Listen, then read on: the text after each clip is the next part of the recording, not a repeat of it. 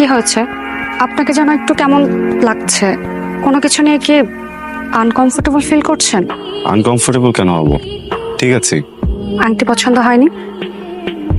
না, পছন্দ হবে না কেন? আংটিটা তো খুব সুন্দর। আংটিটা খুব পছন্দ হচ্ছে আমার। আমার সিম্পল জিনিস খুব পছন্দ। আংটিটা সিম্পল অ্যান্ড বিউটিফুল। তাহলে প্রবলেমটা কোথায়? আপনাকে যেন একটু কেমন লাগছে, আপনি শেয়ার করতে পারেন আমার সাথে।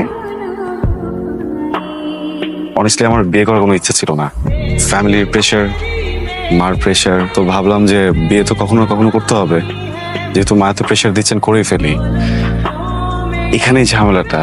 আগে কখনো কোনো রিলেশনশিপে যাইনি। হ্যাঁ, ক্যাম্পাসের ফ্রেন্ডরা ছিল বা কলেজ লাইফে কিছু মেয়ে ফ্রেন্ড ছিল, সে পর্যন্তই। এর উপরে বা এর বেশি কখনো কোনো কিছু ভাবিও নি। সবসময় কাজ নিয়ে বিজি ছিলাম বা স্টাডি নিয়ে বিজি ছিলাম। কানেকশনে আমি একটু আনকমফোর্টেবল। সময় লাগবে, ঠিক হয়ে যাবে। হাসছেন কেন? হাসছি বিকজ আচ্ছা, আপনি টেনশন করবেন না, সব ঠিক হয়ে যাবে। আমি জানি কি জানেন?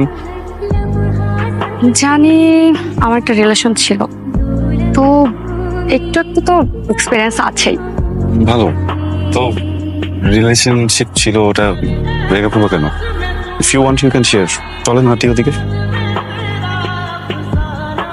তো রিলেশনটা কে আমি বারবার বললাম আমার ছোট বোন আসছে, তুমি ওকে রিসিভ করে বাসায় পৌঁছে দিয়ে তারপর ঢাকায় ব্যাক করবে, আর আমার বোনকে রেখে তুমি চলে গেলে। আপু আসলে আমার একদমই বিষয়টা মাথায় ছিল না। তুমি যে ভুলটা করছো, আমার বোনকে বাড়িতে না পৌঁছে দিয়ে ঢাকায় চলে গেলে, চেকটা কি পরে জমা দিলে হতো না? সরি।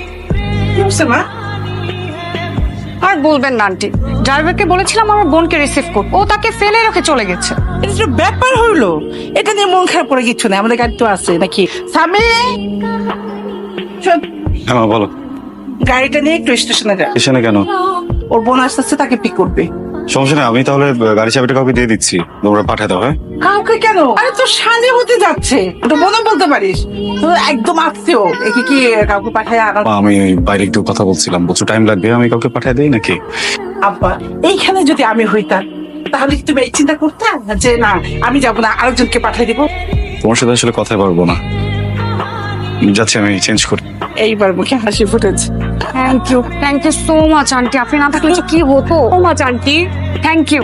এই মেয়ে, কি ব্যাপার? আন্টি বলছো কেন? একটু পরেই তো মা বলতে হবে, বয়স করো এখন থেকে। ভাইয়া, আপনি এখানকার লোক